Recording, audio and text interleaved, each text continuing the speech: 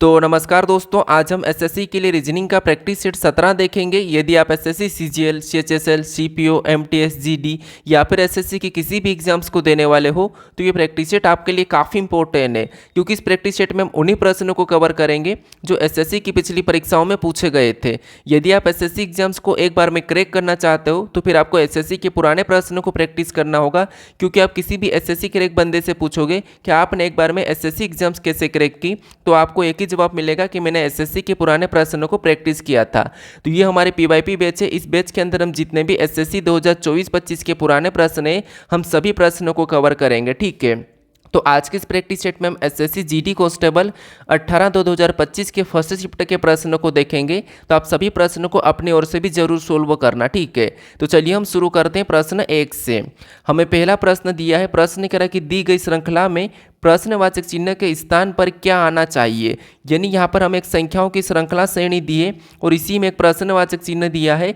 यहाँ पर कौन सी संख्या आना चाहिए यह हमें बताना है। ठीक है, तो ये हमारा श्रृंखला का प्रश्न है और जब भी हम श्रृंखला के प्रश्नों को सोल्व करते हैं तो सबसे पहले हम संख्या को ध्यान से देखते हैं कि संख्या कैसे लिखिए। तो यहाँ पर सबसे पहले संख्या को ध्यान से देखिए ना, यहाँ पर ना तो किसी का वर्ग लिखा और ना ही किसी का घन लिखा है। यहाँ पर संख्या घटती हुई दिखाई दे रही है। ठीक है, कैसे देखिए, सबसे पहले यहाँ पर 201 लिखा, फिर 200, फिर 197, फिर 192, फिर 185, यानी संख्या यहाँ पर घट रही है। तो यहाँ पर हम क्या करेंगे, पैटर्न का पता करेंगे, फिर हम अगली संख्या को बताएंगे। ठीक है, तो यहाँ पर देखिए, अगर हम यहाँ पर 201 से 200 का पता करते तो आपको पता है 201 से 200 कैसे लिखा है, तो आप कहोगे यहाँ पर -1 किया है। कितना -1 किया है। ठीक है, फिर यहाँ पर अगर हम 200 से 197 को देखेंगे तो 200 से 197 मतलब यहाँ पर क्या हुआ है, तो यहाँ पर -3 किया है। कितना -3।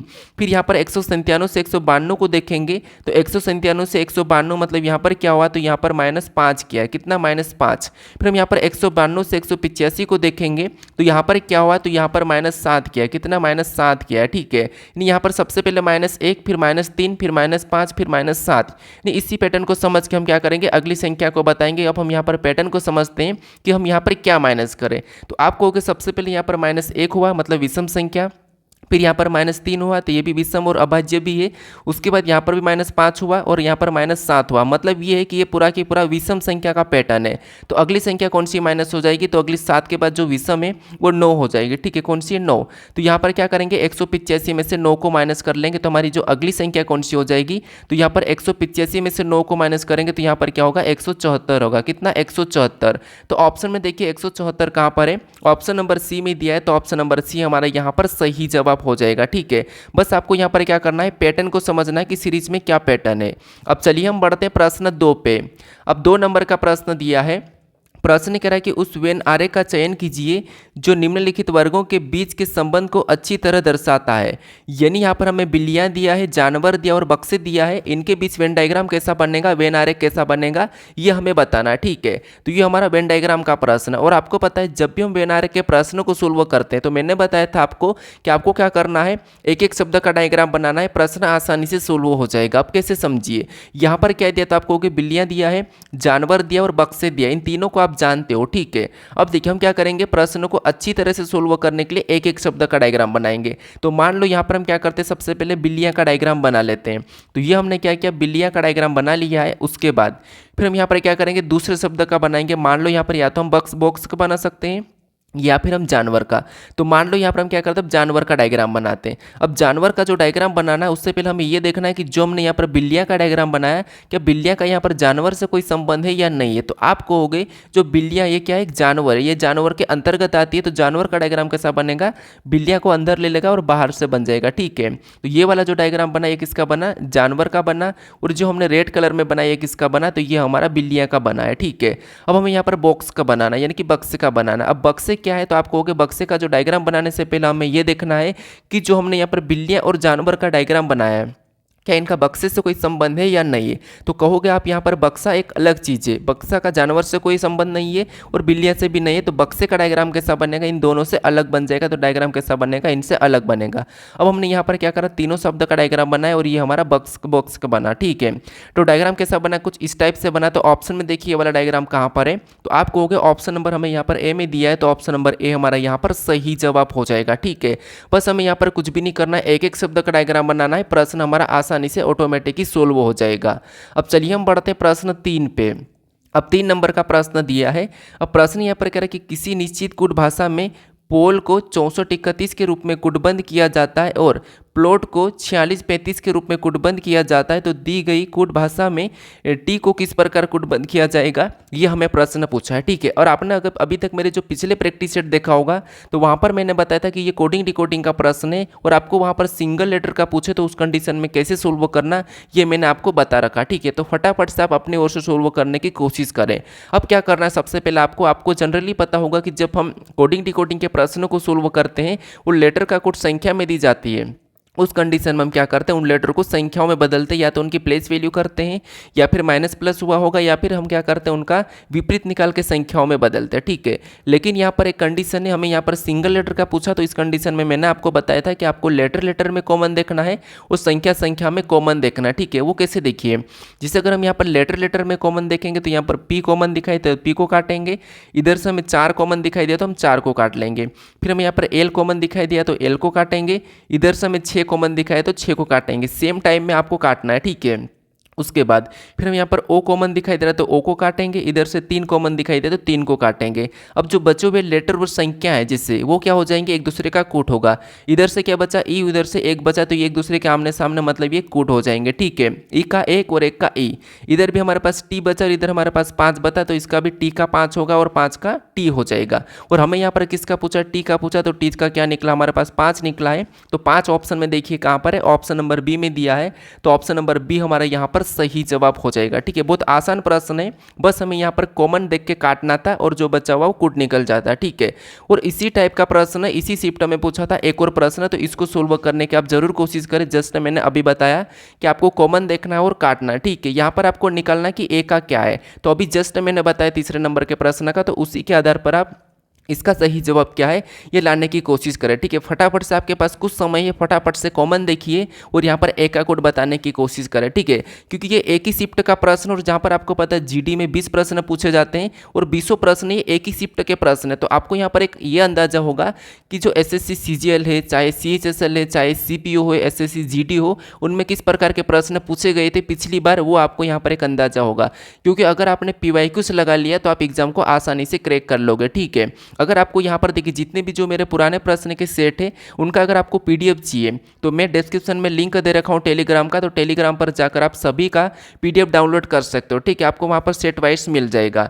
तो आप यहाँ पर देखिए आपने आंसर क्या लगा है मुझे कमेंट करके बता दीजिए, बाकी मैं आपको यहाँ पर बता रहा हूँ। सबसे पहले हमें कॉमन देखना है, तो यहाँ पर कॉमन देखेंगे तो कॉमन हमें यहाँ पर क्या दिखाई दे रहा है इन लेटरों में, तो आपको कि सबसे पहले तो कॉमन हमें यहाँ पर जी दिखाई दे रहा है तो हमने जी को काटा, इधर से हमें 7 दिखाई दिया तो हम 7 को काटेंगे। फिर हमें यहाँ पर क्या दिखाई दे रहा है तो आपको एल दिखाई दे रहा है तो हम एल को काटेंगे, इधर से हमें क्या दिखाई दे रहा है 4 दिखाई दे रहा है तो हम 4 को काट लेंगे। फिर हमें यहाँ पर एप कॉमन दिखाई दिया तो एप को काटेंगे, इधर से हमें 6 कॉमन दिखाई तो 6 को काटेंगे। अब जो बचा हुआ क्या है कूट हो जाएगा, जैसे एक का एक होगा और एक का एक हो जाएगा, और ओ का क्या होगा 2 होगा और 2 का ओ हो जाएगा। ठीक है, हमें यहाँ पर किसका पूछा तो ए का पूछा और एक का क्या निकला है, तो एक का हमारे पास ए का क्या निकला तो ए का एक निकला है, तो एक ऑप्शन में देखिए कहाँ पर है ए में दिया है, तो ऑप्शन नंबर ए हमारा यहाँ पर सही जवाब होगा। ठीक है, आशा करता हूँ कि आपने भी ऑप्शन नंबर ए ही लगाया होगा और आपका भी आंसर एक ही निकला होगा। ठीक है, अब चलिए हम बढ़ते हैं प्रश्न 5 पे। अब 5 नंबर का प्रश्न दिया और ये भी हमारा सीरीज का प्रश्न है। प्रश्न करा कि दी गई श्रृंखला में प्रश्नवाचक चिन्ह के स्थान पर क्या आना चाहिए, यानी हमारे पास यहाँ पर संख्याओं की जो श्रृंखला दी है इसी में जो प्रश्नवाचक चिन्ह दिया है यहाँ पर क्या आना चाहिए ये हमें बताना। जैसे हमने फर्स्ट प्रश्न को सोल्व किया है उसी के आधार पर हमें यहाँ पर भी पैटर्न को पता करना। अब आपको हो गई यहाँ पर आप जीटी के भी करवा रहे हो, सीएचएसएल के भी करवा रहे हो, आप सीजीएल के भी करवा रहे हो, तो आप इतना अलग अलग क्यों करवा रहे हो, किसी एक एग्जाम को लो। लेकिन देखिए अगर आपने एसएससी पता है, एसएससी के अंदर क्या आता है CGL, CHSL, CPO, MTS, GD, Delhi police, ये स्टेनो सब कुछ आता है। अगर आप सभी के पुराने प्रश्न को देख लोगे तो आपको घुमा फिरा के वही प्रश्न मिलेंगे। तो आप चाहे जीडी के हो चाहे सीएचएसएल को, सभी के प्रश्नों को देखना चाहिए कि किस में किस प्रकार के आ रहे हैं, और उन प्रश्नों को अगर आपने पढ़ लिया तो घुमा के फिरा के वही प्रश्न आ जाएंगे। मान लो अगर आपने सीजीएल में पढ़ा और सीजीएल के प्रश्न आपको जीडी में देखने को मिल सकता है, ठीक है, या फिर आपको सीएचएसएल का वापस से आपको सीजीएल में भी देखने को मिल सकता है, तो यहाँ पर आपको एक अंदाजा होगा। ठीक है, क्योंकि आप भी अगर जैसे कि आपने अगर सीजीएल की अभी फॉर्म भरा होगा तो साथ में सीएचएसएल भी एग्जाम देने वाले हो, या फिर आप जीडी भी दोगे, या फिर आप सीपीओ की भी दोगे, या फिर आप एमटीएस भी देने वाले हो, दिल्ली पुलिस भी देने वाले हो। तो इसीलिए यहाँ पर मैं सभी के अलग अलग ला रहा हूँ, हर शिफ्ट में कैसे कैसे प्रश्न पूछे गए थे। ठीक है, तो यहाँ पर देखिए, सबसे पहले प्रश्नवाचक चिन्ह इस तरफ है तो क्या करेंगे, यहाँ पर पैटर्न को इस तरफ से हम पता करेंगे। ठीक है, ये आपको पता है तो फटाफट से पता करने की कोशिश करें। अब यहाँ पर अगर हम देखेंगे 911 से 921 को, ठीक है, 911 से 921 को देखेंगे तो यहाँ पर क्या हुआ है, तो यहाँ पर भी संख्या बढ़ के लिखे मतलब प्लस हुआ है। अब प्लस कितना हुआ, तो 911 से 921 मतलब यहाँ पर प्लस 10 किया, कितना प्लस 10। फिर यहाँ पर 921 से 930 को देखेंगे तो यहाँ पर कितना प्लस हो रहा है, तो यहाँ पर प्लस 9 हो रहा है, कितना प्लस 9। फिर यहाँ पर 930 से 938 को देखेंगे तो यहाँ पर कितना प्लस हुआ है, तो यहाँ पर 38 मतलब यहाँ पर 8 प्लस हुआ है। फिर 938 से 945 को देखेंगे तो 38 से 45 मतलब यहाँ पर कितना प्लस हुआ है, तो यहाँ पर 7 प्लस हुआ है। इसी पैटर्न को समझ के हमें क्या करना है, अगली संख्या लाना है। ठीक है, तो यहाँ पर पैटर्न को समझिए, सबसे पहले 10 प्लस, फिर 9 प्लस, फिर 8 प्लस, फिर 7 प्लस, यानी अगला हमारे पास क्या होना चाहिए, -1 माइनस में इसके हिसाब से यहाँ पर 6 प्लस होना चाहिए, कितना 6 प्लस। तो यहाँ पर अगर हम 6 प्लस करेंगे 945 में तो यहाँ पर जो अगली संख्या कौन सी आना चाहिए, तो आप कहोगे 945 में 6 को जोड़ देंगे तो यहाँ पर कितने हो जाएंगे, 951 हो जाएंगे, कितने 951। तो अगली संख्या क्या आना चाहिए, 951। तो ऑप्शन में चेक कीजिए कहाँ पर है, तो ऑप्शन नंबर हमारे पास यहाँ पर सी में दिया है, तो ऑप्शन नंबर सी हमारा यहाँ पर सही जवाब हो जाएगा। ठीक है, वैसे हालांकि जीडी में बहुत सरल प्रश्न पूछे जाते हैं, लेकिन फिर भी आपको प्रैक्टिस करना चाहिए कि पिछली बार जो 2025 में फरवरी में जो एग्जाम हुई थी वहाँ पर कैसे प्रश्न पूछे गए थे, ये आपको प्रैक्टिस करना चाहिए। ठीक है, अब चलिए हम बढ़ते हैं प्रश्न 6 पे। अब 6 नंबर का प्रश्न दिया है। अब प्रश्न यहाँ पर कह रहा है कि देखिए ये हमारा रक्त संबंध का प्रश्न है, और रक्त संबंध का प्रश्न आपको कहाँ कहाँ देखने को मिलता है, तो सीजीएल में भी मिल जाता है, उसके बाद आपको ये जीडी में मिल रहा है, उसके बाद सीएचएसएल में भी मिलता है, और कभी नहीं भी मिलता है। ठीक है, तो यहाँ पर देखिए सबसे पहले यहाँ पर क्या है, पी आर का भाई है, और आर क्यू की माता है, एस क्यू की पत्नी है, टी एस की पुत्री है, पी का टी से क्या संबंध है ये हमें बताना। ठीक है, तो आपको पता हम क्या करते हैं, ब्लड रिलेशन के प्रश्न को सोल्व करते हैं। तो मान लो ये हम सोयम है, ठीक है, अगर हमें रिलेशन में हमारा भाई कहा या मामा का लड़का, बुआ का लड़का या लड़की कहा तो हम क्या करते हैं, उसे अपने पास लिखते हैं, अपने पास ही लिख लेते हैं, मतलब अपनी लाइन में लिखते हैं। ठीक है, ये अपनी जनरेशन है।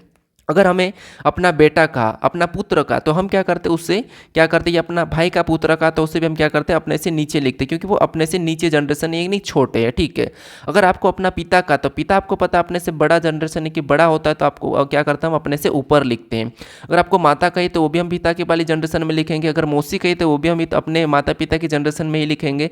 आपको अगर दादा या नानी का, तो हम क्या करते हैं, पिता या माता से भी बड़े और ऊपर वाले में लिखेंगे। ठीक है, इतना सम आपको पता होगा। अब देखिए यहाँ पर हम प्रश्न को सोल्व करते हैं इसके आधार पर। प्रश्न क्या करा कि पी आर का भाई है, यहां पर ध्यान से समझना, प्रश्न करा कि पी आर का भाई है, यानी जो पी है, ठीक है, ये क्या है, पी है, और पी क्या है, आर का भाई है, तो यहाँ पर हम क्या करते हैं, आर का भाई बनाते हैं। तो ये आर का भाई कौन हो जाएगा, पी हो जाएगा। तो भाई मतलब मैं प्लस लगा रहा हूँ, प्लस मतलब एक आदमी है और माइनस एक औरत हो जाएगी। ठीक है, ये पहचान के लिए। तो पी क्या है, तो पी आर का भाई है। ठीक है, तो पी आर का भाई है, तो यहाँ पर दिखाई दे रहा है ये दोनों भाई है एक ही जनरेशन में। उसके बाद आगे पढ़िए, आगे क्या करा कि आर क्यू की माता है, जो आर है ये क्यू की माता है, आर है क्या है, क्यू की माता है। तो क्यू की ये माता है, माता है तो हम क्या करेंगे, इसको माइनस लगा लेंगे, और किसकी, क्यू की माता है, तो क्यू को हम कहाँ लिखेंगे, तो ये क्यू की माता है, तो माता ऊपर रहती, क्यू नीचे हो जाएगा, क्योंकि वो पुत्र है। ठीक है, पुत्र या पुत्री है, तो आर क्यू की माता है, तो ये क्यू हो जाएगा। ठीक है, क्यू नीचे लिखा जाएगा। अब क्यू लड़की है कि लड़का, ये हमें अभी कहा नहीं है, लेकिन ये माता ये कन्फर्म है कि एक औरत है। उसके बाद फिर आगे पढ़िए, एस क्यू की पत्नी है, जो एस है ये क्या है, क्यू की पत्नी है। ठीक है, तो यहाँ पर देखिए एस क्यू की पत्नी, तो पति पत्नी में आपको पता है उसी के पास लिखते हैं, लेकिन हम डबल लाइन में लिखते हैं क्योंकि ये जोड़ा है पति पत्नी का। तो एस क्यू की पत्नी, तो जो एस है, ठीक है, ये क्यू की पत्नी है। यहाँ पर देखिए एस क्यू की पत्नी, तो क्यू की पत्नी मतलब क्यू क्या हो जाएगा, यहाँ पर एक लड़का हो जाएगा, प्लस लगा लेंगे, और पत्नी है तो यहाँ पर हम माइनस लगा लेंगे। ठीक है, तो ये दोनों पति पत्नी है। फिर आगे पढ़ेंगे कि टी एस की पुत्री है, जो टी है ये एस की पुत्री है, तो एस की पुत्री कौन है, टी है, तो टी को कहाँ पर लिखेंगे, और नीचे लिखेंगे, क्योंकि इसकी पुत्री है, तो टी एस की पुत्री है, तो टी को हम क्या करेंगे, नीचे लिखेंगे। तो ये हमने टी को लिखा। ठीक है, और टी क्या है, एस की पुत्री है, तो यहाँ पर हम माइनस लगा लेते हैं। उसके बाद अब आगे प्रश्न ये कह रहा है कि P का T से क्या संबंध है। अब ज़्यादातर स्टूडेंट यहीं पर कंफ्यूज होते हैं कि यहाँ पर हम कैसे बताएं इनका संबंध, यानी कि P का T क्या लगेगा या फिर T का P क्या लगेगा, ये उल्टा बताते हैं। तो मान लो यहाँ पर मैं एक बार वापस से समझाता हूँ, जहाँ पर भी से लगता है वहाँ से आपको उल्टा बताना है कि आपको यहाँ पर जैसे कि T का P क्या लगेगा, आपको उल्टा बताना है। ठीक है, कैसे देखिए, जिसे मैंने कहा कि आपका उससे क्या संबंध है, यानी कि आपका उससे क्या संबंध है, उससे मतलब उससे क्या संबंध है, इसका मतलब ये है कि उसका आप कौन हो, ठीक है। आपका उससे क्या संबंध है, मतलब उसका आप कौन हो, तो जैसे ही यहाँ पर भी जैसे पी का टी से क्या संबंध है, यानी कि टी का पी कौन है, तो आप कहोगे टी का पी कौन है, तो यहाँ पर टी है, ठीक है। ये टी है और टी की कौन है, ये इस माता है, और टी का ही क्यों पिता है, ये दोनों के दोनों क्या है, माता पिता है। और यहाँ पर हमें ये कह रहा है कि पी का क्या संबंध है, ठीक है। तो यहाँ पर टी है और टी का कौन है, ये पिता है, और पिता की ये माता है, और माता का ये कौन है, भाई है। कौन है, ये माता का भाई है, यानी कि अपने पिता का माता का भाई है, ठीक है। तो ये ऑप्शन में देखेंगे, पिता की माता का भाई, तो कहाँ पर दिया है, ऑप्शन नंबर डी में दिया है कि पिता की माता का भाई है। कौन है, पी कौन है, तो टी का पिता का माता की भाई है, ठीक है। पिता की माता का भाई है, तो ऑप्शन नंबर डी वाला हमारा यहाँ पर सही जवाब हो जाएगा, ठीक है। अब आपको यहाँ पर समझ में आ चुका होगा। अब चलिए हम बढ़ते हैं प्रश्न 7 पे। अब 7 नंबर का प्रश्न दिया है, प्रश्न करा कि यदि भागित और माइनस को परस्पर बदल दिया जाए तथा गुणे और प्लस को परस्पर बदल दिया जाए तो निम्नलिखित समीकरण में प्रश्न चिन्ह के स्थान पर क्या आएगा। यानी यहाँ पर इस समीकरण में जो प्रश्नवाचक चिन्ह है यहाँ पर क्या आएगा ये हमें बताना है, लेकिन हमें यहाँ पर ये कहा है कि भागित और माइनस और गुणे और प्लस को आपस में बदल देना है, ठीक है। फिर हमें समीकरणों को सोल्व करना है, तो यहाँ पर हम क्या करेंगे, सबसे पहले चिन्हों को बदल देंगे। जिसे यहाँ पर करा कि भागित और माइनस को बदलना है, तो यहाँ पर जो माइनस का चिन्ह है वहाँ पर हम भागित का चिन्ह लगाएंगे, और जहां पर भागित का वहां पर हम माइनस का लगा लेंगे, ठीक है।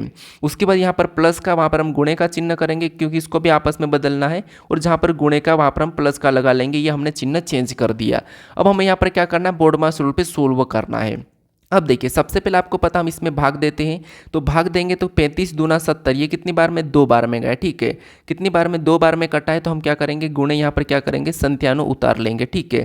उसके बाद यहाँ पर +5 भी उतारेंगे और -4 भी उतार लेंगे, ठीक है। ये स्टेप बाय स्टेप करें। सबसे पहले हमने भाग दे दिया, अब गुणा करेंगे, तो 97 दूना 2 के साथ गुणा करेंगे, तो 97 दूना कितना होंगे, तो आपको हो गए 194 होगा। कितना होगा, 194, ठीक है। +5 उतारेंगे और -4 भी उतारेंगे। अब इसे सोल्व करेंगे तो आपको पता है 194 + 5 कितना होते हैं, तो 199 होते हैं। कितने, 199, और -4 ऊपर से उतारेंगे और -4 इसमें से कर देंगे, तो आपको यहाँ पर क्या मिलेगा, 195 मिलेगा, ठीक है। कितना, 195। तो जो प्रश्नवाचक चिन्ह है यहाँ पर क्या होना चाहिए, 195 होना चाहिए। ऑप्शन में देखिए कहाँ पर है, तो ऑप्शन नंबर सी में दिया है। ऑप्शन नंबर सी हमारा यहाँ पर सही जवाब हो जाएगा, ठीक है। बस हमें यहाँ पर चिन्ह चेंज करके प्रश्न को सोल्व करना था। अब चलिए हम बढ़ते हैं प्रश्न 8 पे। अब 8 नंबर का प्रश्न दिया है। अब प्रश्न यहाँ पर करें कि यदि शब्द हॉस्टिल को, ठीक है, हॉस्टिल के प्रत्येक अक्षर को अंग्रेजी वर्णमाला क्रम के व्यवस्थित किया जाए तो कितने अक्षरों का स्थान अपरिवर्तित रहेगा, ठीक है। यहाँ पर हमें हॉस्टाइल को बताना, ठीक है। हॉस्टाइल के जो अक्षर है इनको अंग्रेजी वर्णमाला क्रम में व्यवस्थित करना है, फिर उसके बाद कितने अक्षरों का स्थान अपरिवर्तित रहेगा हमें ये बताना, ठीक है। तो हॉस्टाइल में देखते हैं, जिससे सबसे पहले आपको वैसा इसको सेम लिखना जैसे मैंने यहाँ पर हॉस्टाइल लिख रहा हूँ, ठीक है। ऐसा लिखने के बाद आपको फिर यहाँ पर क्या करना है, आपको इसको अंग्रेजी वर्णमाला क्रम में व्यवस्थित करना है। तो हम क्या करेंगे, अंग्रेजी वर्णमाला क्रम मतलब यानी कि ये ABCD में कौन कब आता है, किसके बाद कौन आता है। तो इन वाले लेटरों में से सबसे पहले ABCD में कौन आता है, तो हमें इनमें से सबसे पहले ई आता है, तो ई को लिख लेंगे। उसके बाद कौन आता है, तो इसमें इसके बाद आता है हमारे पास आई आता है, तो हम आई को लिखेंगे। आई के बाद कौन आता है, तो आई के बाद इसमें दिखाई दे रहा मान लो एच है, ठीक है। एच के बाद सॉरी एच आएगा, फिर आई आएगा, तो यहाँ पर हम एच को लेंगे। एच के बाद फिर आई आएगा। आई के बाद इसमें कौन आएगा, तो आपको यहाँ पर फिर हमारे पास एल आ जाएगा। क्या आ जाएगा, एल। और एल के बाद ओ आ जाएगा। ओ के बाद हमारे पास इसमें कौन आ जाएगा, तो एस आ जाएगा, और इसके बाद टी आ जाएगा, ठीक है। ये हमने अल्फ़ाबेट के हिसाब से लिख लिया, यानी कि अंग्रेजी वर्णमाला क्रम में व्यवस्थित कर लिया। हम यहाँ पर कितने का अपरिवर्तन रहा, अपरिवर्तन का मतलब कौन, जो बदला ही नहीं, ठीक है। तो यहाँ पर अगर हम देखेंगे इसमें, तो जैसे एच है, ठीक है, ये भी बदल गया क्योंकि ये यहाँ पर पहले नंबर पर दूसरे पे आ गया। ओ भी बदला, उसके बाद एस भी, यानी कि कौन आमने सामने कौन नहीं आया। तो आपको यहाँ पर आमने सामने करेंगे तो कोई भी आमने सामने नहीं दिखाई दे रहा। जैसे अगर एच यहाँ पर है तो यहाँ पर भी होना चाहिए, लेकिन नहीं है। सभी का स्थान परिवर्तन हो चुका है, अपरिवर्तन 0 है। मतलब किसी का भी अपरिवर्तन नहीं हुआ, वो क्या है, 0 है। कुछ भी परिवर्तन अपरिवर्तन नहीं हुआ, यानी सब परिवर्तन हो गए, ठीक है। जितने भी लेटर थे सभी की सभी परिवर्तन हो चुके हैं, यानी अपरिवर्तन 0 है। तो 0 है तो ऑप्शन में देखेंगे सी में दिया है, तो ऑप्शन नंबर सी हमारा यहाँ पर सही जवाब हो जाएगा, ठीक है। कोई भी अपरिवर्तन नहीं है, यानी मान लो अगर यहाँ पर आई है तो सामने आई आना चाहिए था, तो वो अपरिवर्तित रहता है, ठीक है। तो ऑप्शन नंबर सी हमारा इस प्रश्न का सही जवाब हो जाएगा। अब चलिए हम बढ़ते हैं प्रश्न 9 पे। अब 9 नंबर का प्रश्न दिया है और प्रश्न यहाँ पर कह रहा है कि YE12 एक निश्चित प्रकार से WG3 से संबंधित थे, CS44 ठीक उसी प्रकार AU11 से संबंधित थे। समान तर्क का अनुसरण करते हुए DH36 निम्नलिखित में से किससे संबंधित थे, यह हमें बताना। ठीक है, तो ये हमारा प्रश्न कौन सा है, एनालॉजी टाइप का प्रश्न है, एक प्रकार का। ठीक है, अब यहाँ पर हमें ये पता करना कि जैसे यहाँ पर देखिए, यहाँ पर क्या है YE का संबंध किससे है, तो YE12 का संबंध। ठीक है, YE12 का संबंध किससे है, तो ये हमारा WG3 से। ठीक है, और सेम तरीके से C क्या है, CS44 का संबंध, CS44 का संबंध हमारा किससे है, तो AU से। ठीक है, क्या है, AU11 से। तो सेम तरीके से हमें यहाँ पर DH, ठीक है, DH36 का संबंध किससे होगा, ये हमें यहाँ पर बताना है। तो यहाँ पर देखिए, सबसे पहले हम यहाँ पर पता करेंगे कि जैसे लेटर को लेटर से देखेंगे तो आप कहोगे अगर हम संख्या को देखते हैं तो यहाँ पर 3 का क्या करेंगे, 4 गुना करेंगे। 3 चौके 12 मतलब यहाँ पर 4 गुना हुआ है, क्या हुआ, तो यहाँ पर 4 गुना हुआ इधर से। और यहाँ पर भी संख्या को देखेंगे तो 11 चौक 44 मतलब यहाँ पर भी 4 गुना हुआ है। तो यहाँ पर भी जैसे ये 36 से किसके पहाड़े में 4 गुना करने पर आते हैं, तो आप कहोगे यहाँ पर 9 को रखेंगे तो 9 चौक 36 होता है। ठीक है, यानी कि 9 को रखेंगे तब हमारे पास यहाँ पर होगा। तो ऑप्शन में 2 ऑप्शन को हम हटा देंगे। अब यहाँ पर हम क्या करेंगे, इसमें हम लेटर को देखते हैं। अब लेटर में क्या हुआ है, तो आप कहोगे जैसे यहाँ पर क्या है Y और यहाँ पर क्या है W है, तो W 23 भी 25 पे मतलब यहाँ पर -2, और C और यहाँ पर A मतलब यहाँ पर भी -2, तो इस पर भी हम क्या करेंगे, -2 कर लेंगे तो यहाँ पर B आ जाएगा। पहला लेटर B आ जाएगा तो दोनों में है। ठीक है, उसके बाद यहाँ पर दूसरे लेटर को देखिए, जैसे E है और यहाँ पर क्या है G, मतलब ये 5 पे ये 7 पे इसमें +2 हुआ है, और H और U यहाँ पर भी +2 हुआ है, तो H में भी क्या करेंगे, +2 करेंगे, तो H 8 पे +2 करेंगे 10 मतलब यहाँ पर J आ जाएगा, यानी BJ9 होना चाहिए, यानी कि DH36 का संबंध किससे होना चाहिए, BJ9 से। तो BJ9 ऑप्शन में देखेंगे तो हमारे पास ऑप्शन नंबर C में दिया है, तो ऑप्शन नंबर C हमारा यहाँ पर सही जवाब हो जाएगा। ठीक है, बस हमें यहाँ पर पैटर्न को समझना था कि एनालॉजी में दोनों का संबंध कैसे है, जिससे हमने यहाँ पर अभी पता किया, फिर हमने इसका पता किया, फिर हमने सेम तरीके से इसका ये वाला बताया। ठीक है, तो ऑप्शन नंबर C वाला हमारा यहाँ पर सही जवाब हो जाएगा। अब चलिए हम बढ़ते हैं प्रश्न 10 पे। अब 10 नंबर का प्रश्न दिया है और ये भी प्रश्न हमारा उसी टाइप का प्रश्न है। प्रश्न कह रहा है कि वर्णमाला क्रम के आधार पर TFIM एक निश्चित प्रकार से VEKL से संबंधित है, YADH ठीक उसी प्रकार AZFR से संबंधित है। उसी तर्क का अनुसरण करते हुए JFQZ दिए गए विकल्पों में से किससे संबंधित है, ये हमें बताना है। ठीक है, तो ये भी हमारा एनालॉजी टाइप का ही प्रश्न है, तो हमें सबसे पहले इनका संबंध पता करना है कि ये कैसे लिखे, फिर हमें इसका पता करना है। ठीक है, तो अगर आप देखोगे जैसे पहले लेटर से हम पहले लेटर को ही चेक करते हैं, कैसे देखिए, जिससे मान लो T से V, यहाँ पर T है और यहाँ पर क्या है V है, मतलब T 20 पे ये 22 पे मतलब इसमें +2 हुआ है, कितना +2। फिर यहाँ पर F से E को देखेंगे, F से E को देखेंगे तो ये 6 पे ये 5 पे इसमें -1 हुआ है, कितना -1। फिर I 9 नंबर पे, K 11 पे, तो यहाँ पर I से K मतलब इसमें वापस से +2 हुआ है। ठीक है, फिर यहाँ पर M से L को देखेंगे तो M 13 पे ये 12 पे इसमें -1 हुआ है वापस से, मतलब इसमें क्या हो रहा है, तो +2 -1 +2 -1। सेम तरीके से यहाँ पर चेक करके देखते हैं, जैसे Y से A को देखेंगे तो Y कितने नंबर पे, 25 पे, ये 1 नंबर पे, मतलब जोड़ेंगे तो 25 26 1, वापस से हम अल्फ़ाबेट में जाते हैं तो इसमें भी आपको पता है +2 होता हुआ दिखाई दे रहा है। ए से अगर हम Z को देखेंगे तो यहाँ पर -1 हुआ है। फिर अगर D से हम F को देखेंगे तो D 4 पे F 6 पे मतलब इसमें वापस से +2 हुआ है। फिर S से R को देखेंगे तो आपको स्पष्ट दिखाई दे रहा है -1, यानी हमें यहाँ पर पैटर्न क्या मिला, तो यहाँ पर +2 -1 +2 -1। तो सेम तरीके से J F Q का Z का बताने के लिए हम क्या करेंगे, यहाँ पर भी +2 -1 +2 -1 कर लेंगे। ठीक है, तो यहाँ पर देखिए, जिसे सबसे पहले क्या करेंगे, इसमें हम +2 करेंगे, तो +2 करेंगे J में, तो J कितने पे, 10 पे +2 करेंगे तो 12 नंबर पे L आ जाएगा। अगर हम L ऑप्शन में देखेंगे तो इनमें है ही नहीं, तो केवल हमारा ऑप्शन नंबर A सही जवाब हो जाएगा। हम ऑप्शन A लगा के बढ़ सकते हैं। फिर हम यहाँ पर चेक करते हैं, जैसे F में क्या करेंगे, -1 करेंगे तो E आ जाएगा। उसके बाद यहाँ पर Q में क्या करेंगे, +2 करेंगे तो वापस से S आ जाएगा। फिर यहाँ पर और वापस से -1 करेंगे तो Y आ जाएगा। और यही वाला हमें ऑप्शन नंबर कहाँ पर मैच हुआ है, ऑप्शन नंबर A में। हमने पहले ही बोला था कि आपको अगर टाइम बचाना है तो आपको क्या करना है, ऑप्शन लगा के आगे बढ़ जाना है। ठीक है, तो ऑप्शन नंबर A हमारा इस प्रश्न का सही जवाब हो जाएगा। अब चलिए हम बढ़ते हैं प्रश्न 11 पे। अब 11 नंबर का प्रश्न दिया है।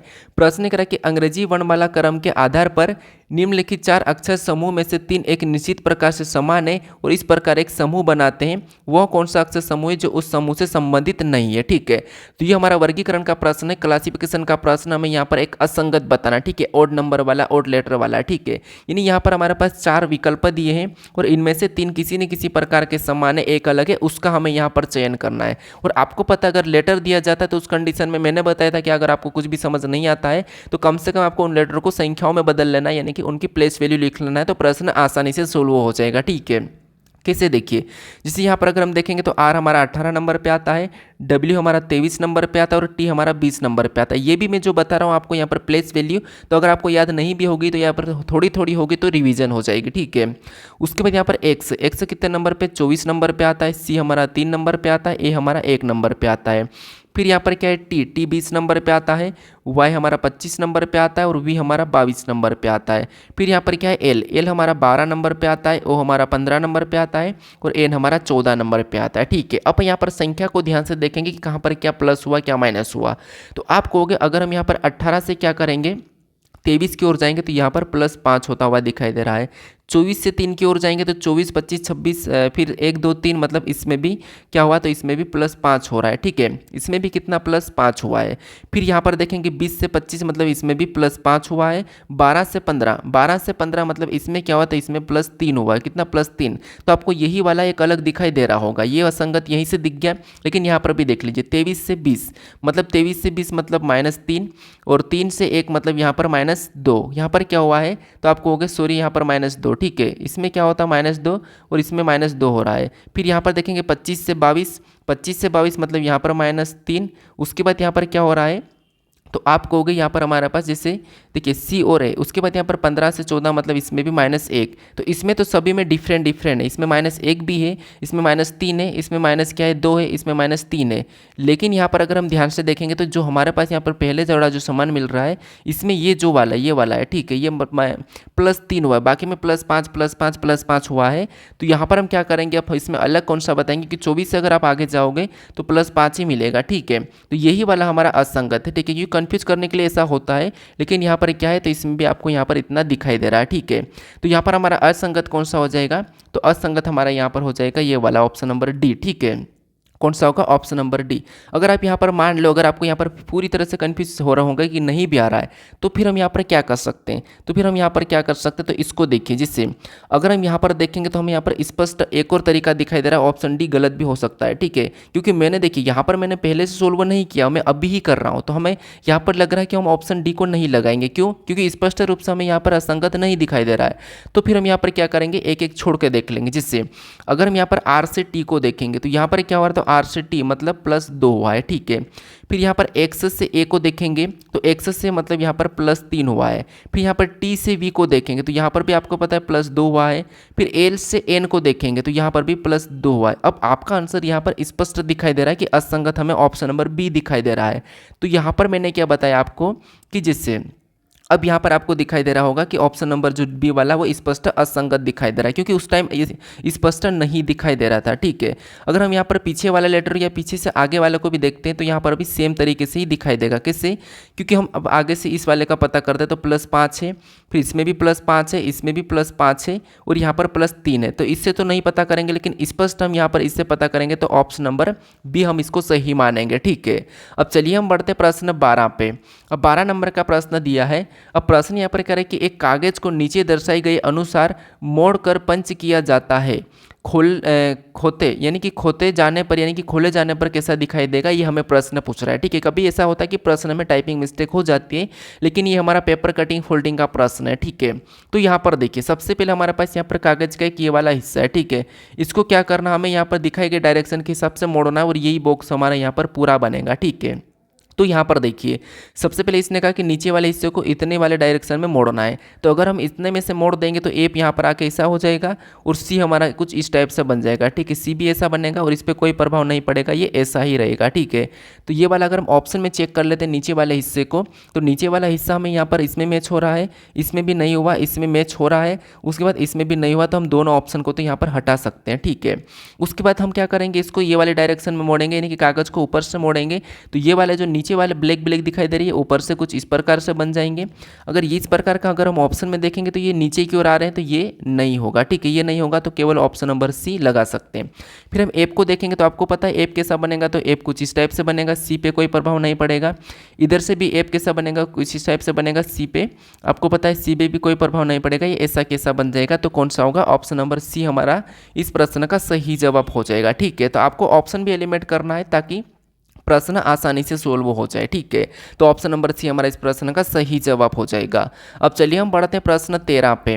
अब 13 नंबर का प्रश्न दिया है और प्रश्न ये उसी टाइप का प्रश्न है। प्रश्न ये कह रहा है कि एक कागज को नीचे दर्शाई गई अनुसार मोड़ कर काटा जाता है, खोलने पर यह कैसा दिखाई देगा, यह हमें प्रश्न पूछ रहा है। यानी भी ये भी हमारा उसी टाइप का प्रश्न है।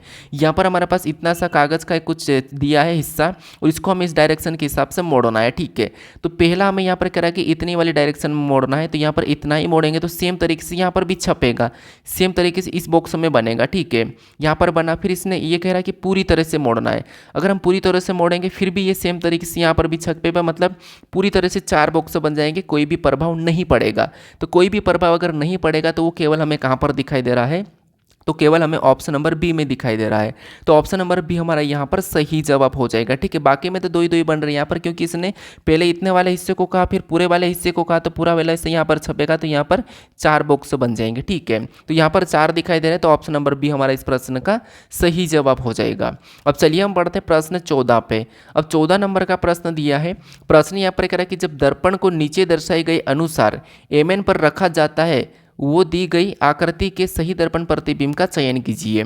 यानी यहाँ पर हमारे पास एमएन रेखा दी और आपको पता है एमएन रेखा में ये इधर जाके इधर पलट जाता है। ठीक है, दाईं ओर, तो दाईं ओर कैसा दिखाई देगा, ये हमें प्रश्न पूछ रहा है। तो सबसे आसान आकृति है, यहाँ पर किसी का कोई प्रभाव नहीं पड़ेगा, ओनली हमारा यहाँ पर ब्लैक डॉट पे प्रभाव पड़ेगा, इस वाले पे। ठीक है, इन दोनों पे प्रभाव पड़ेगा, बाकी किसी पे प्रभाव नहीं पड़ेगा। कैसे, देखिए जैसे ये कुछ इस प्रकार का। ठीक है, जो ब्लैक डॉट इस तरफ है वो इस तरफ आ जाएगा, यहाँ पर ब्लैक होगा और यहाँ पर सिंपल वाला हो जाएगा। तो ये अगर हम ऑप्शन में देखेंगे तो यहाँ पर इन दोनों में दिखाई दे रहा है, लेकिन यहाँ पर ये वाला नहीं बना तो इसे हटा देंगे। ये तो कोई प्रभाव पड़ा ही नहीं है, तो ये तो हटेगा। इधर भी हमारे पास नहीं है तो ये भी हटेगा। तो केवल हमारा यहाँ पर ये वाला सही जवाब होगा, ऑप्शन नंबर ए।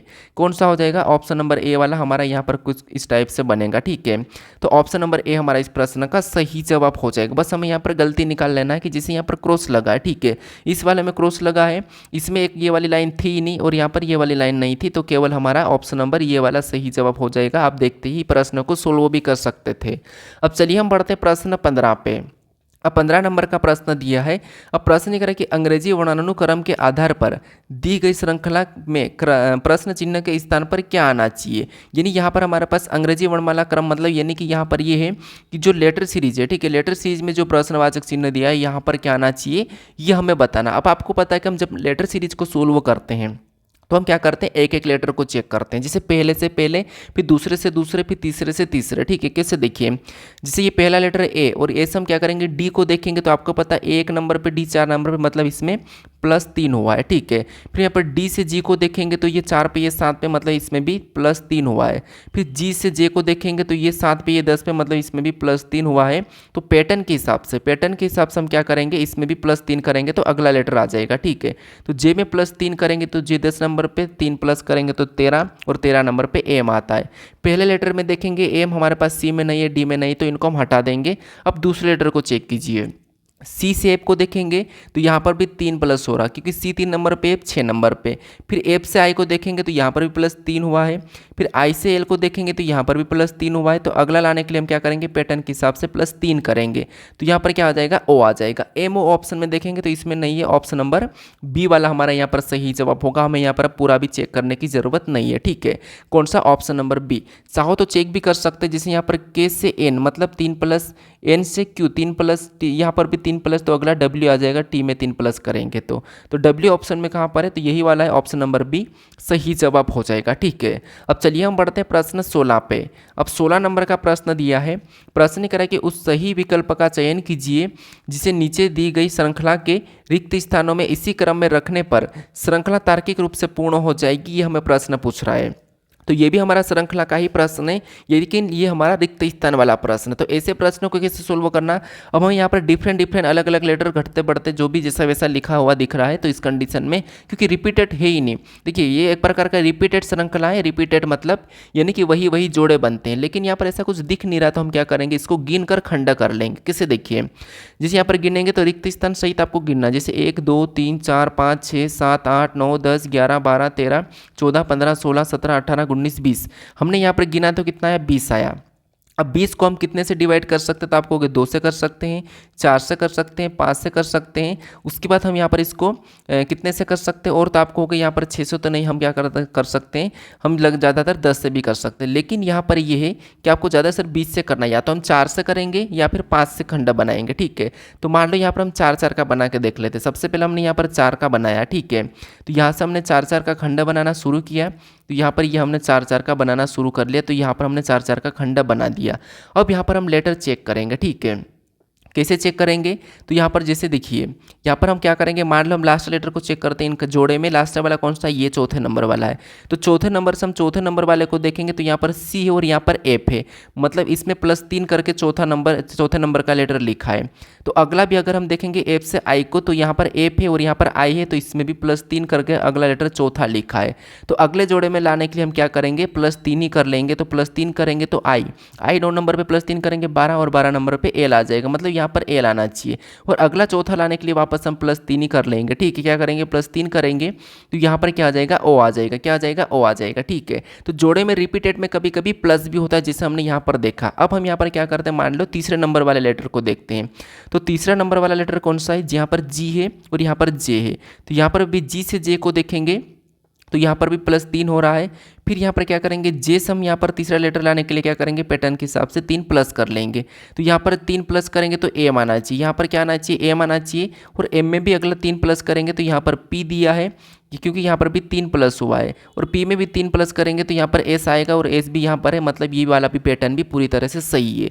तो एम एल ओ अगर आप लास्ट में देख लेंगे तो केवल यहाँ पर डी में दिखाई दे रहा है, तो यहाँ पर लगा के आप आगे बढ़ सकते हो। लेकिन फिर भी हम यहाँ पर और भी लेटर को चेक कर लेते हैं। अब हम यहाँ पर दूसरे लेटर को चेक करते हैं। तो दूसरे लेटर में आपको यहाँ पर क्या दिखाई दे रहा है, तो यहाँ पर डी, और यहाँ पर क्या है, रिक्त स्थान है, और यहाँ पर क्या है, जे है। ठीक है, यहाँ पर तीसरा क्या है, जे। इसका मतलब ये है कि इसमें भी 3 प्लस हो रहा होगा, क्योंकि डी 4 पे और 3 प्लस करेंगे तो यहाँ पर जी हो जाएगा, और जी में 3 प्लस करेंगे तो जे होगा, और जे में 3 प्लस करेंगे तो एम होगा, एम में 3 प्लस करेंगे तो पी होगा, मतलब यहाँ पर भी 3 प्लस ही हुआ है। तो ये हमने जी को भरा। उसके बाद यहाँ पर हम देखेंगे पहले लेटर को चेक करेंगे। तो पहला भी चेक कर लीजिए। जैसे अगर हम पहला चेक करते हैं तो पहले में यहाँ पर क्या है, ई है, यहाँ पर एच है, यहाँ पर के और यहाँ पर एन है। इसमें भी 3 प्लस हो रहा है, तो यहाँ पर बी को रखेंगे, और बी में 3 को प्लस करेंगे तो ई में 3 को प्लस करेंगे तो एच में 3 को प्लस करेंगे तो के में 3 को प्लस करेंगे तो एन, मतलब ये यहाँ पर भी 3 प्लस, सभी में 3 प्लस हुआ था। तो सबसे पहले हमने यहाँ पर क्या भरा, तो आपको हो गया, सबसे पहले हमने यहाँ पर बी को भरा, फिर हमने यहाँ पर जी को भरा, फिर हमने एम को भरा, फिर हमने एल को भरा, फिर हमने ओ को भरा। तो ये वाला ऑप्शन में देखेंगे तो मैंने पहले ही बताया था ऑप्शन नंबर डी में मैच हो रहा है, तो ऑप्शन नंबर डी हमारा यहाँ पर सही जवाब हो जाएगा। ठीक है, तो रिपीटेड अगर आपको जोड़े अक्सर नहीं मिले तो आपको यहाँ पर हर क्या करना, खंड बना के जैसे हमने अभी बनाया वैसे करके आप प्लस माइनस देखोगे तो आपका आसानी से प्रश्न सोल्व हो जाएगा। जिससे कि कंडीशन आपको अगर पहला लेटर देख रहे हो तो पहले में ही हर किसी को देखना है। ठीक है, अब चलिए हम बढ़ते प्रश्न 17 पे। अब 17 नंबर का प्रश्न दिया है, और प्रश्न यहाँ पर करें कि विकल्पों में दी गई उन आकृति की पहचान कीजिए जिसे प्रश्न चिन्ह के स्थान पर रखने पर श्रृंखला तार्किक रूप से पूर्ण हो जाएगी। ठीक है, यानी ये हमारी कौन सी आकृति श्रृंखला का प्रश्न है, और इस आकृति श्रृंखला में जो प्रश्नवाचक चिन्ह है यहाँ पर कौन सी आकृति होगी ये हमें बताना। थोड़ा सा प्रश्न आपको यहाँ पर अजीब सा लगेगा, टफ सा लगेगा, क्योंकि वैसे तो सरल है लेकिन आपको थोड़ा सा घुमावदार लगेगा। ठीक है, कोशिश करें सही करने की कि आपको कौन सा ऑप्शन सही लग रहा है। ठीक है, तो थोड़ा सा देखिए, अगर हम इस आकृति से देखेंगे तो 1 2 3 4 5 कोने वाली आकृति है, लेकिन यहाँ पर 1 2 3 4 5 ये भी 5 कोने वाली है, 1 2 3 4 5 ये भी 5 कोने वाली है, यहाँ पर भी 1 2 3 4 5 ये भी 5 कोने वाली है। तो यहाँ पर एक स्पष्ट है कि इसमें भी वही आकृति होगी जो 5 कोने वाली है। ठीक है, क्योंकि बाकी अगर हम आकृति पैटर्न को देखेंगे तो ये सीधी है, फिर थोड़ी घूमी, फिर नीचे घूमी, तो अगली इधर वाली घूमना चाहिए, लेकिन ऐसी वाली आकृति कहीं ऑप्शन में है नहीं। तो यहाँ पर हम कोने से करेंगे, तो इसमें कितने कोने हैं, यानी कि 5 कोने हैं, इसमें भी 5 कोने, इसमें भी 5 कोने, इसमें भी 5 कोने, तो इसमें भी वही आकृति होगी जिसके 5 कोने होंगे। तो यहाँ पर देखेंगे तो इसमें तो आपको पता है 1 2 3 4 5 6 7 कोने दिखाई दे रहे, नहीं होगा। इसमें 1 2 3 4 5 6 कोने दिखाई दे रहा, नहीं होगा। इसमें 1 2 3 4 5, इसमें 5 दिखाई दे रहा, ये होगा। इसमें 1 2 3 4 5 6, इसमें 6 दिखाई दे रहा, ये भी नहीं होगा।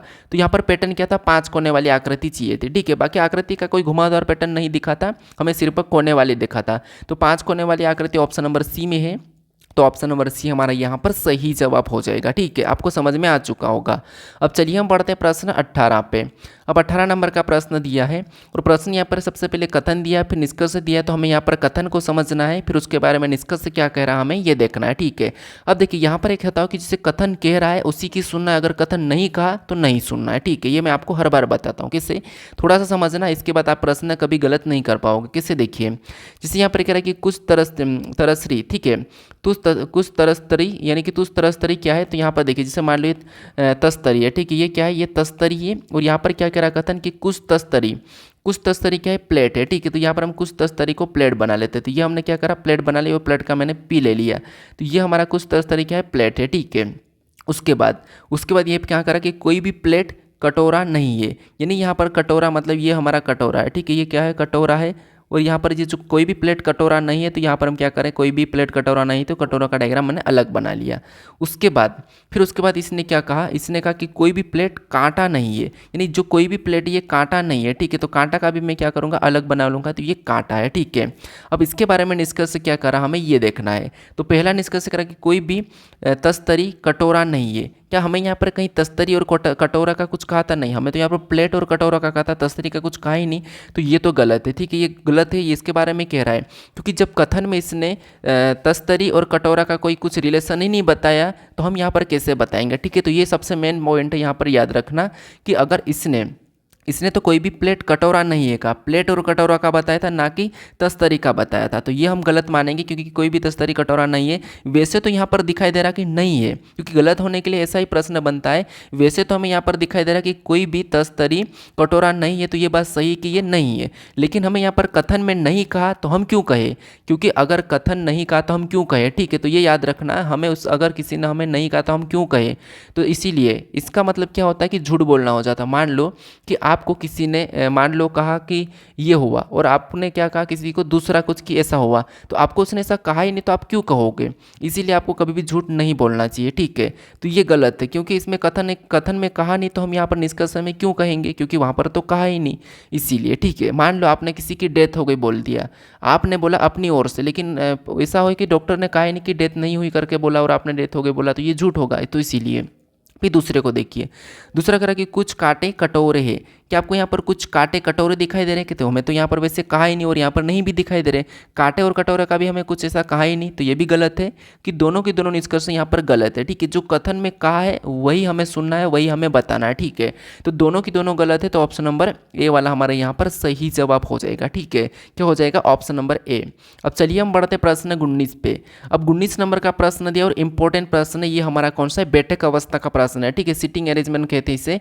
तो ये प्रश्न थोड़ा सा इंपॉर्टेंट है, क्योंकि इस प्रश्न को काफ़ी सारे स्टूडेंट गलत भी कर देते हैं।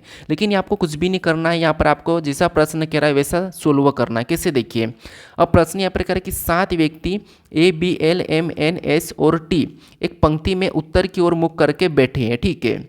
यानी एक पंक्ति है, मान लो ये एक पंक्ति है, ठीक है, और ये उत्तर की ओर मुख करके बैठे। तो टोटल कितने व्यक्ति, तो आपको 1 2 यानी कि 7 व्यक्ति। तो मैंने 7 बैठा दिया यहाँ पर, एक, उसके बाद ये 2, फिर 3 4 5, उसके बाद ये 6 और आगे वाला एक 7 हो जाएगा, ठीक है। ये टोटल मैंने यहाँ पर क्या करा, 7 को बिठा रहा हूँ, ठीक है। ये मैंने यहाँ पर क्या करा, ये दूसरा हो गया, ये तीसरा हो गया, चौथा, ये पाँचवा, ये छठा और ये 7वां, मैंने 7 बिठा दिए, ठीक है। अब इनमें हम यहाँ पर लेटर को रखेंगे यहाँ पर करके, परंतु जरूरी नहीं कि वे इसी क्रम में बैठे हैं, ठीक है। ये जो यहाँ पर जो क्रम है इसी क्रम में बैठे, ये जरूरी नहीं है। अब यहाँ पर क्या कह रहा है, देखिए सबसे पहले कह रहा है कि यहाँ पर बी के, थोड़ा सा समझना, बी के बाईं और कोई भी नहीं बैठा है, यानी कि बी के बाईं और कोई भी नहीं बैठा है। तो बायां किधर होगा इनका, बायां इधर होगा, ये बायां हो जाएगा, और इधर इनका दायां हो जाएगा, ठीक है। दायां मतलब मैं डी लेता हूँ और बायां मतलब मैं यहाँ पर बी लिख लेता हूँ, ठीक है, आपको समझने के लिए। जैसे आप बैठे हो वैसा ही आपका जिधर दायां होगा और जिधर बायां होगा उधर ही इनका भी होगा, ठीक है। तो यहाँ पर क्या कह रहा है कि बी के बाईं और कोई भी नहीं बैठा, तो बी के बाईं ओर कोई भी नहीं बैठा, तो बी को हम यहाँ पर बिठाएंगे तब इसके बाईं ओर कोई भी नहीं बैठेगा, ठीक है। उसके बाद यहाँ पर स्पष्ट है कि बी के बाईं ओर अभी कोई भी नहीं बैठा और कोई भी नहीं बैठेगा, क्योंकि हमने इसको लास्ट में बिठा दिया। उसके बाद आगे कह रहा है कि बी और एन के बीच केवल 4 व्यक्ति बैठे हैं। बी और एन के बीच केवल 4 व्यक्ति बैठे हैं, तो बी और एन के बीच केवल 4 व्यक्ति बैठे हैं। तो यहाँ पर देखिए ये बी है, फिर 1 2 3 4, तो यहाँ पर एन को बिठाएंगे तब इनके बीच कितने, केवल 4 व्यक्ति बैठेंगे, ठीक है। तो हमने 4 व्यक्ति के लिए जगह छोड़ दी है, तो यहाँ पर हम एन को बिठाएंगे, ठीक है। यहाँ तक ठीक है कि बी और एन के बीच 4 व्यक्ति बैठेंगे, इतना समझ में आ चुका होगा। अब हम और आगे पढ़ते हैं। अब आगे कह रहा है कि एल के दाएं ओर केवल 3 व्यक्ति बैठे हैं, यानी कि एल के दाएं ओर केवल 3 व्यक्ति बैठे हैं। तो मान लो अब हम एल की दाएं ओर केवल 3 व्यक्ति बैठे हैं ये बताएंगे, तो एल को अगर हम यहाँ पर भी रख सकते हैं, ठीक है। यहाँ पर भी तो इसके केवल या भी, यानी हमें यहाँ पर केवल 3 व्यक्ति बैठे हैं बोला, तो हमें यहाँ पर केवल कह दिया, तो केवल कह दिया इसका मतलब ये है कि एल को हम यहाँ पर बिठाएंगे। क्यों यहाँ पर बिठाएंगे, क्योंकि इसने कहा कि एल की दाएं ओर केवल 3 व्यक्ति बैठे, तो दायां किधर होगा, इधर होगा, किधर, इधर होगा, और इधर केवल 3 व्यक्ति मतलब एक यहाँ पर है, एक यहाँ पर, एक यहाँ पर, ये 3 व्यक्ति हो जाएंगे, ठीक है, एल की दाईं ओर, ठीक है। तो एल को यहीं पर बिठाना होगा। उसके बाद फिर और पढ़ेंगे आगे, तो एम एस के ठीक बाईं ओर बैठा है। जो एम है ये एस के ठीक बाईं ओर बैठा है, ठीक है। एम जो एस के ठीक बाईं ओर, अब हम क्या करेंगे, एम और एस को ठीक बाईं ओर, मतलब एम जो एस के ठीक बाईं ओर, तो एम को यहाँ पर बिठाएंगे और एस को हम यहाँ पर बिठाएंगे, तब जो एम है एस के ठीक बाईं ओर होगा, ठीक है। क्योंकि इधर तो एक एक व्यक्ति के लिए जगह छूटी थी, तो यहाँ पर हम तो 2 को एक साथ बिठा ही नहीं सकते, तो इसीलिए एम जो एस के ठीक बाईं ओर बैठा है, तो ये ठीक है, यहाँ पर दिख रहा है। उसके बाद आगे पढ़िए, ए एल का निकटतम पड़ोसी नहीं है। जो ए है एल का निकटतम पड़ोसी नहीं है, तो ए है एल का निकटतम पड़ोसी नहीं है, इसका मतलब ये है कि यहाँ पर ए नहीं होगा, ए यहाँ पर हो जाएगा और यहाँ पर जो एक व्यक्ति बचा टी और यहाँ पर आ जाएगा, ठीक है। तो अब यहाँ पर वापस से प्रश्न को पढ़िए कि बी के बाएं ओर कोई भी व्यक्ति नहीं बैठा है, तो सही बात है कि बी के बाएं ओर कोई भी व्यक्ति नहीं बैठा है। उसके बाद बी और एन के बीच केवल 4 व्यक्ति बैठे हैं, तो बी और एन के बीच केवल हमें यहाँ पर 4 व्यक्ति दिखाई दे रहे हैं। उसके बाद एल के दाएं ओर केवल 3 व्यक्ति बैठे हैं, तो यहाँ पर भी एल के दाएं ओर केवल 3 व्यक्ति हमें यहाँ पर दिखाई दे रहे हैं। एम एस के ठीक बाएं ओर बैठा है, तो यहाँ पर जो एम है ये एस के ठीक बाएं ओर बैठा है, तो ये भी ठीक है। ए एल का निकटतम पड़ोसी नहीं है, तो जो ए है ये एल का निकटतम पड़ोसी नहीं है, तो ये भी सही है। अब प्रश्न क्या कह रहा है, प्रश्न यहाँ पर जो पूछ रहा है कि ए के बाईं ओर तीसरे स्थान पर कौन बैठा है, ए के बाईं ओर तीसरे स्थान पर कौन बैठा है, ये पर प्रश्न पूछ रहा है। तो अब आप आसानी से बता दोगे किससे, ए यहाँ पर है और इसका बायां किधर है, इधर है, तो इसके बाएं और तीसरे स्थान पर कौन बैठा है, तो आप कहोगे यहाँ पर तीसरे स्थान पर एल बैठा है, तो जो है क्या है, ये तीसरे स्थान पर दिखाई दे रहा है। तो ए की बाएं और तीसरे स्थान पर कौन बैठा है, एल बैठा है। तो ऑप्शन में देखिए एल कहाँ पर है, ऑप्शन नंबर बी में दिया है, तो ऑप्शन नंबर बी हमारा यहाँ पर सही जवाब हो जाएगा, ठीक है। अब आपको ये प्रश्न आसानी से समझ में आ चुका होगा। अब चलिए हम बढ़ते प्रश्न 20 पे, और एक ही शिफ्ट में एक और बैठक अवस्था का प्रश्न पूछा था, ठीक है। इसी शिफ्ट में 2 प्रश्न पूछे थे। अब देखिए यहाँ पर भी क्या कह रहा है, प्रश्न कह रहा है कि L M N O P Q और आर एक वृत्ताकार मेज के चारों ओर मेज के केंद्र की ओर मुख करके बैठे हैं, ठीक है, परंतु जरूरी नहीं कि वो इसी क्रम में बैठे। तो ये भी उसी टाइप का प्रश्न है। यहाँ पर टोटल कितने लोग हैं, तो यहाँ पर टोटल हमारे पास इसमें भी 7 लोग हैं, उस सातों के सातों लोग यहाँ पर वृत्ताकार मेज में क्या कर रहे हैं, तो वृत्ताकार मेज में बैठे हैं, ठीक है। तो ये एक वृत्ताकार मेज हमने बना लिया और इसमें टोटल कितने लोग हैं, 7 लोग हैं। तो देखिए एक तो ये बैठ गया, एक ये बैठ गया, एक ये बैठ गया, एक यहाँ पर बिठा लेंगे, एक यहाँ पर बिठा लेंगे, एक यहाँ पर बिठा लेंगे, एक यहाँ पर बिठा लेंगे, ठीक है। तो यहाँ पर हमने 7 लोग को बिठा रहे हैं, ठीक है। एक वृत्ताकार मेज है, थोड़ा सा समझने की कोशिश करना। एक, उसके बाद ये 2, फिर ये 3। यहाँ पर देखिए मैं लाइन खींच देता तो ज़्यादा अच्छा रहेगा। एक इधर से मान लो, इधर ये केंद्रक है, ठीक है। फिर एक यहाँ से बैठेगा, फिर एक यहाँ से बैठेगा, 3 हो चुके हैं। एक इधर से इधर घूम के बैठेगा, फिर ये इधर घूम के बैठेगा और एक यहाँ से बैठेगा। टोटल हमने 7 लाइन खींच लिए, सॉरी टोटल 7 नहीं है, एक और हमने यहाँ से खींच लिए, ठीक है। ये सारे के सारे केंद्र की ओर मुख करके बैठे हैं, यानी कि जैसे आप बैठे हो आपका दायां और इनका भी दायां, इनका बायां आपका बायां, ठीक है। ये सब इनकी तरफ देख रहे हैं, ठीक है। अब यहाँ पर प्रश्न को पढ़िए, एल एम एन और पी और क्यू एक वृत्ताकार मेज में चारों ओर मेज की ओर के मुख करके बैठे, केंद्र की ओर मुख करके बैठे हुए हैं, परंतु जरूरी नहीं कि वे इसी क्रम में बैठे हैं। अब यहाँ से मेन प्रश्न शुरू होता है, ठीक है। कैसे, यहाँ पर देखिए, जैसे यहाँ पर क्या कह रहा है कि आर क्यू के आर क्यू के ठीक बाईं ओर बैठा है, ठीक है, बाईं ओर ओ के ठीक दाईं ओर, यानी यहाँ पर ओ है, ठीक है, इसको ओ को मान लीजिए क्योंकि यहाँ पर जीरो आ चुका है, ठीक है, हो सकता है जीरो में हो सकता है यहाँ पर क्यू हो सकता या फिर क्या इसमें जीरो लिखा है, ठीक है, तो और ठीक बाईं ओर और ओ के ठीक दाईं ओर बैठा है, तो मान लो यहाँ पर देखिए जैसे यहाँ पर क्या कहता है कि आर आर क्या है, थोड़ा सा मैं इसको कलर चेंज करता हूँ, जैसे आर क्यू के ठीक बाईं ओर, मतलब आर जो मान लो ये मैंने आर को बिठा दिया, ठीक है, आर जो क्यू के ठीक बाईं ओर, तो क्यू के ठीक बाईं ओर, तो क्यू को हम यहाँ पर बिठाएंगे तब ये ठीक बाईं ओर हो जाएगा। आर जो क्यू के ठीक बाईं ओर और ओ के ठीक दाईं ओर, ओ के ठीक दाईं ओर, तो ओ को यहाँ पर बिठाएंगे तो ये दाईं ओर हो जाएगा कौन, आर। एक बार पढ़िए, जैसे आर क्यू के ठीक बाईं ओर, ओ के ठीक दाईं ओर, ओ के ठीक ये दाईं ओर है और क्यू के बाईं ओर है, तो यहाँ तक ठीक है।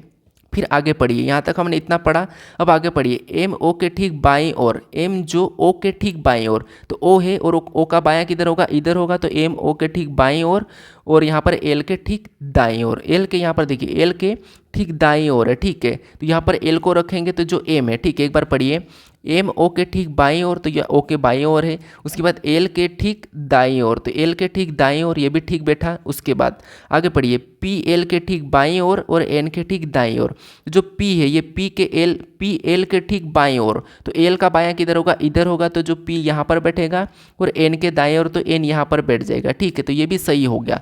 अब सभी की सभी लोग सही बैठे क्या, तो एक बार पढ़ लीजिए, जैसे आर क्यू के ठीक बाईं ओर, तो क्यू के ठीक बाईं ओर और यहाँ पर देखिए ओ के ठीक दाएं ओर, तो ओ के ठीक दाएं ओर, यहाँ पर भी ठीक है, एम ओ के ठीक बाईं ओर, तो एम जो है ओ के ठीक बाईं ओर है और एल के ठीक दाईं ओर, यानी कि एल के ठीक दाईं ओर, तो यहाँ पर बी है, उसके बाद पी एल के ठीक बाईं ओर, तो यहाँ पर बाईं ओर है और एन के ठीक दाईं ओर, तो ये दाईं ओर भी है, ठीक है, मतलब सभी की सभी सही बैठे हैं। अब प्रश्न क्या पूछ रहा है, प्रश्न पूछ रहा है कि क्यू और पी के बीच कौन बैठा है, यहाँ पर प्रश्न पूछ रहा है कि Q और P के बीच कौन बैठा है, तो ये हमारा क्या है, तो आप कहोगे ये हमारा यहाँ पर जैसे ये P है और ये हमारा Q है, तो इनके बीच कौन बैठा है, तो आप कहोगे इनके बीच हमारे पास बैठता हुआ N दिखाई दे रहा है, तो N ऑप्शन में देखिए कहाँ पर है, तो आपको N यहाँ पर ऑप्शन में कहाँ पर दिखाई दे रहा है, ऑप्शन नंबर हमारे पास यहाँ पर बी में दिखाई दे रहा है, तो ऑप्शन नंबर बी हमारा यहाँ पर सही जवाब हो जाएगा, ठीक है। बस आपको जैसा प्रश्न कह रहा है वैसा ही बैठाना है, ठीक है। अब चलिए हम बढ़ते हैं प्रश्न 21 की ओर। जो 21 नंबर का प्रश्न है ये आपके लिए टेस्ट क्वेश्चन है, क्विज टाइम, ठीक है।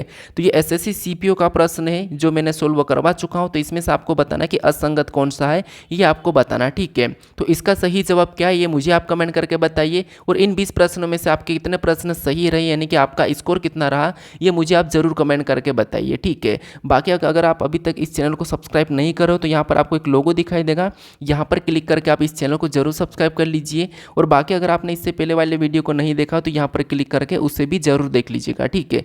बाकी मैंने ये भी बताया कि आपको अगर इस क्लास का PDF चाहिए तो डिस्क्रिप्शन में मैंने टेलीग्राम का लिंक दिया हूँ, वहाँ पर जाकर आप इसका PDF भी डाउनलोड कर सकते हो, ठीक है। तो चलिए हम मिलते हैं आप नेक्स्ट वीडियो में।